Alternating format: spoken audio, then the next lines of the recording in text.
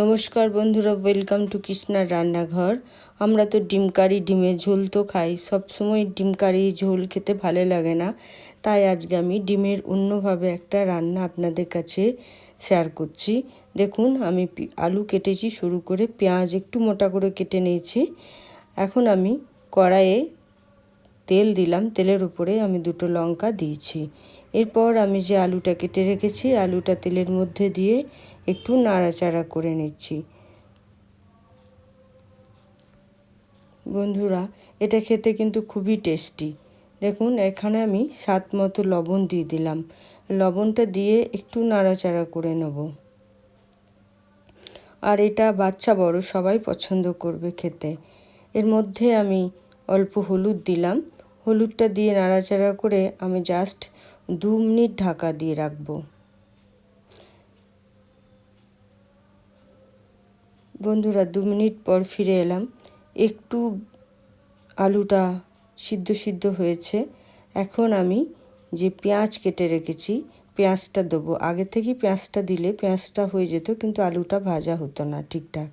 ওই জন্য আলুটা 2 মিনিট পরে আমি পেঁয়াজটা দিলাম।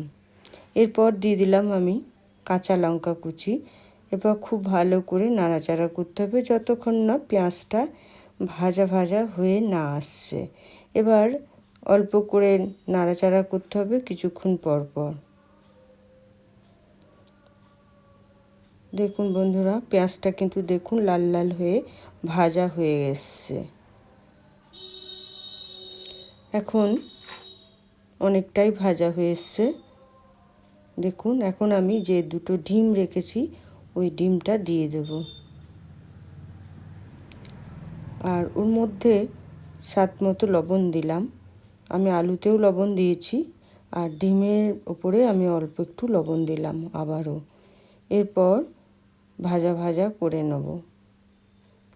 আর এটা রুটির সাথে খেতে খুবই টেস্টি লাগে। রুটি ভাত সবার সাথেই যায়। এভাবে একবার বানিয়ে দেখতে পারেন, খেতে কিন্তু খুবই টেস্টি। রেসিপিটা ভালো লাগলে ইউটিউব থেকে দেখলে সাবস্ক্রাইব, লাইক, শেয়ার, কমেন্ট করবেন।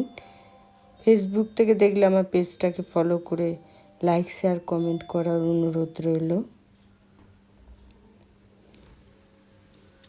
বন্ধুরা দেখুন, আলুটা কিন্তু ভাজা হয়ে এসছে। আর একটু ভাজা হলে খেতে খুবই টেস্টি লাগে।